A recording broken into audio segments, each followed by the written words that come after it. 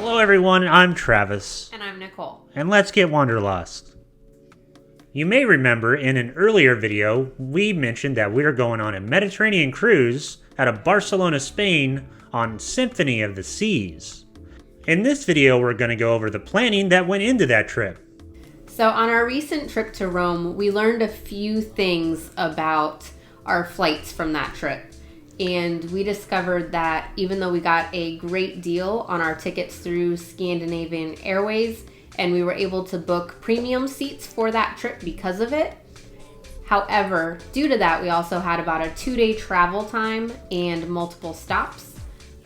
And after being jet lagged the entire trip, we learned that that might not be the right way to go. So this time we are going to fly British Airways.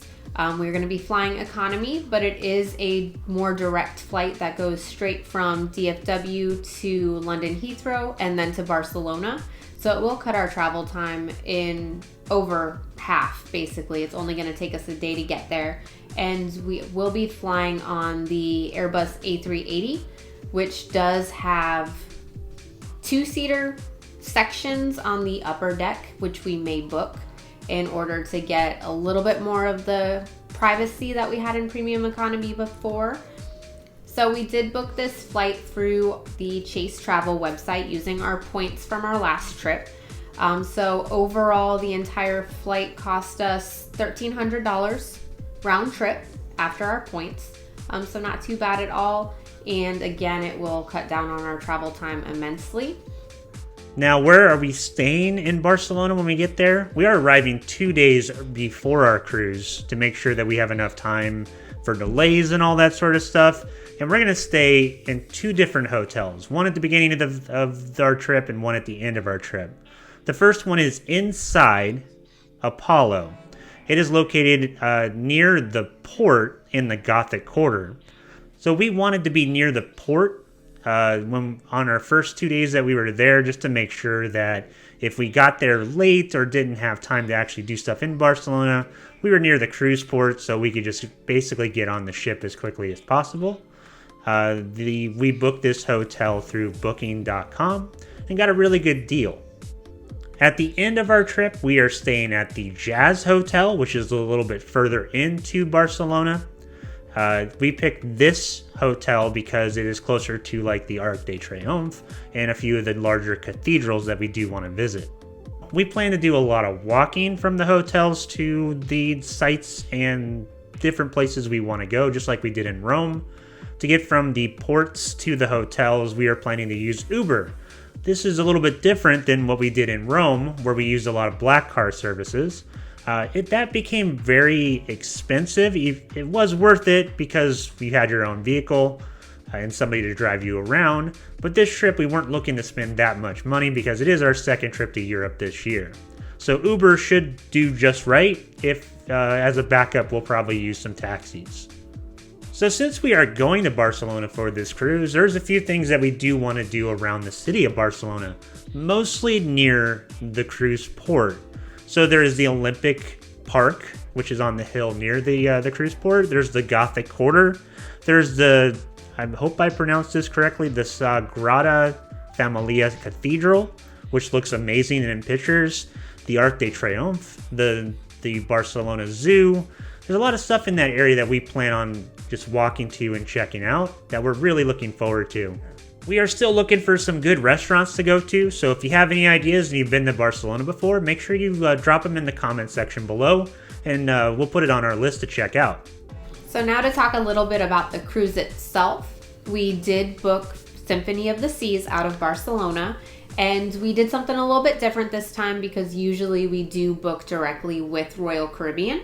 But we actually were able to get a better deal on cruises.com. Instead of Royal Caribbean's website, which only gives you guaranteed balcony option, which means in all odds you're probably going to end up with a Central Park or a boardwalk balcony, which in some instances is great, and we've done both of those in the past and enjoyed them. But with the scenery of the Mediterranean, we wanted an ocean view. And cruises.com offers a guaranteed ocean view cabin. So that is what we booked. It did come with prepaid gratuities, and a $50 onboard credit, so that's even better. But we were able to get the same price as Royal Caribbean, but we were guaranteed an ocean view instead of just a guaranteed balcony. So we do have an ocean view balcony, and our room has been assigned, and we've actually submitted a few bids to the Royal Up program. If you don't know what Royal Up is, it is Royal Caribbean's upgrade program where you actually submit a bid on specific room categories that you may want. There's no guarantee you're actually going to get those. It is a bid, sort of like a silent auction or a blindfold auction. So there's no guarantee that we're going to get one of these rooms that we bid on, but there's always a chance that we get a better suite or a better balcony room, depending on if our bid gets accepted or not. For the packages that we have purchased, we went with our Travis and Nicole standards. Nicole got the refreshment package so she can have all her coffees and her Red Bulls. And I got the soda package because I'm perfectly okay just drinking soda the entire time. A little bit of a different thing this time, and I don't know why this is, but Royal Caribbean is not packaging the internet with their soda package currently. So it's an either or type of thing, and it's a lot more expensive to get the internet than it was on some of our previous cruises. Right now, it's $20 a day per person for the Starlink internet, which for us is a little bit too high just to make sure we keep track of our animals that are being watched at home. So we're probably not going to get the internet package, which will be a little weird because I like to feel connected to reality and home, but I'm not paying $20 a day just for the internet. So even though we won't be booking the internet on the cruise, we kind of figured that since this is a 7-night cruise, so the only day that we will not be at a port is the very last day. And when we are in the ports, we do have AT&T, so we are able to have the international day pass to have our normal cell service in those different ports. So we're kind of figuring that for a majority of the day, we will still have service in case for some reason we do need it or we need to contact someone at home, and it will just be at night when we're cruising and on that very last day that we won't. So hopefully that will work out, and it'll save us a little bit of money since we do pay for that day pass, and then we don't have to also pay for it on the ship. In previous videos, we've talked about wanting to get the dining package on Oasis class ships, which Symphony is. We are not looking to spend that much money on this cruise. The dining package for Symphony is roughly $290 per person, which is way more than what we spent on Wonder and a few of the other ships that we've gotten the dining package on. So we're just gonna go to one of the restaurants on board, which is 150 Central Park. We have never eaten at this restaurant, which seems like a surprise because, you know, how many cruises we take. We always thought the menu was a little bit out there for our taste, but a few of our friends have tried 150 Central Park and said it was amazing, so we're going to give it a try. It'll be on, I think it's the 3rd or 4th day of our cruise. If you book the restaurant before your cruise, you usually save about 10%, which is what we did. Hopefully it's good. If it's not, then I'm going to tell our friends that we're not going to trust them anymore.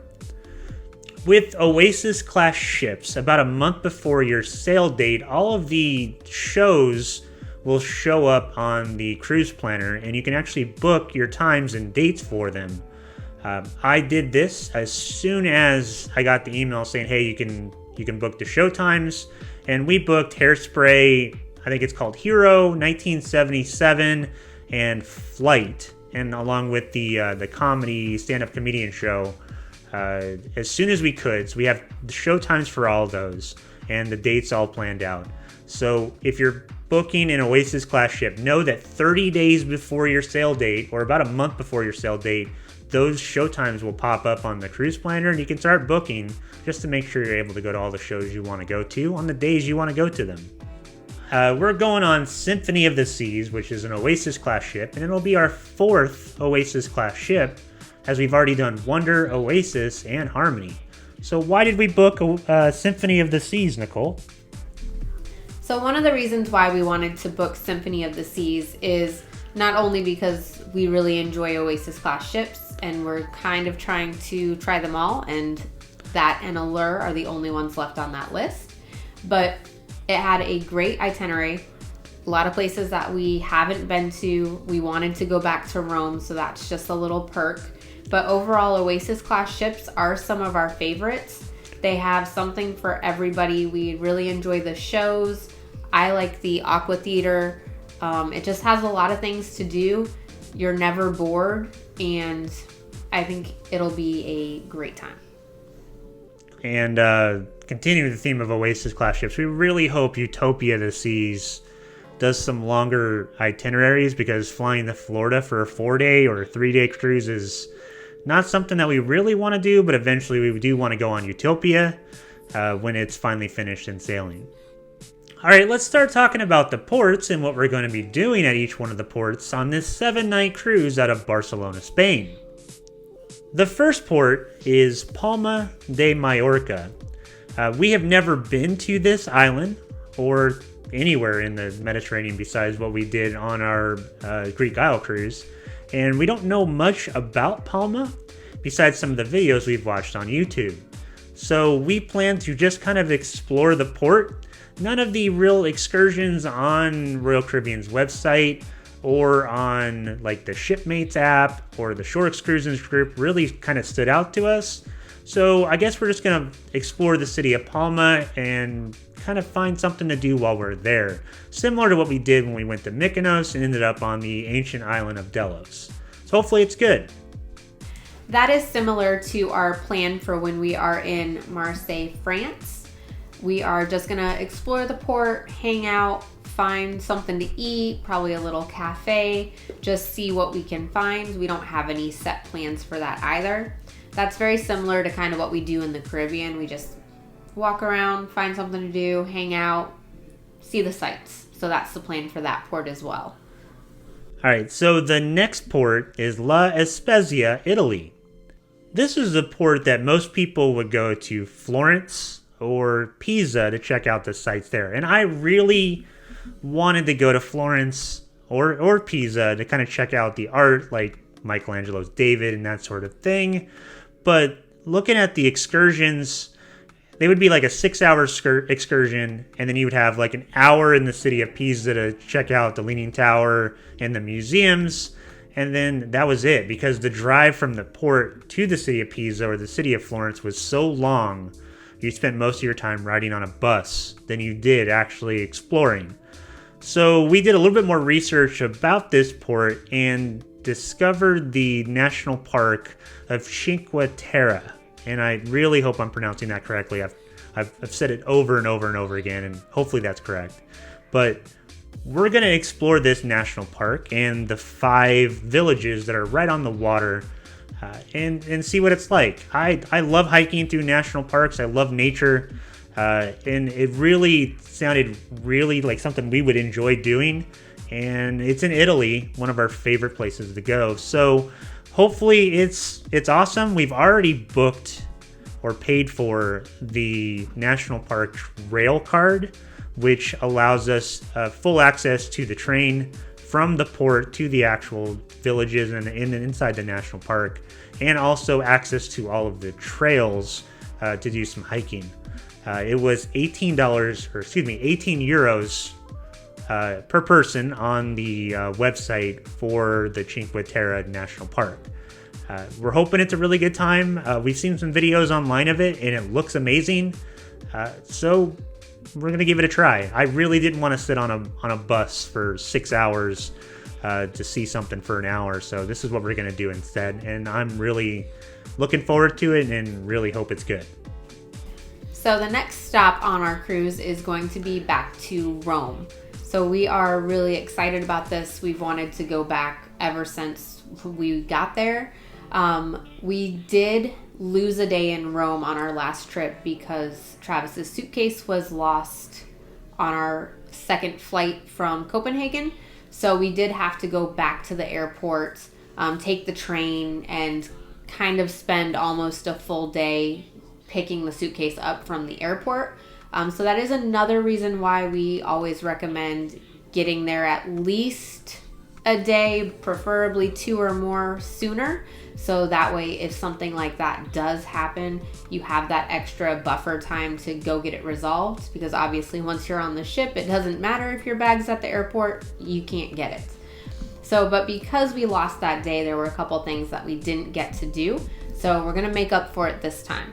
We are going to take the bus from the port to get to the train, take the train straight to St. Peter's, get off there, go to lunch at Osteria de Fortunata, which is a second restaurant that was on our list that we didn't make it to last time. It's all over social media, so I'm sure you've probably heard about it, but we're really excited about that. We're gonna try to hit up the Roman Forum because since we did the Colosseum at night tour, which was fantastic, we didn't actually really get to spend a lot of time at the Roman Forum. And then besides that, since we did spend a couple days in Rome, we feel pretty comfortable in that city now. So if we have extra time, we will get gelato, hit up a couple cafes, walk around, re-see some of our favorite sites, and then hop back on the train to the port. The last port on this cruise is Naples, Italy. This was another port that we've already visited on our Greek Isle cruise aboard Odyssey of the Seas. Another port that we actually really liked as well. The difference from this time as opposed to last time we went to Pompeii. So if you want to check out our excursion to Pompeii, check out our video on the port days from Odyssey of the Seas. This time we're actually going to do an excursion down to the Amalfi Coast.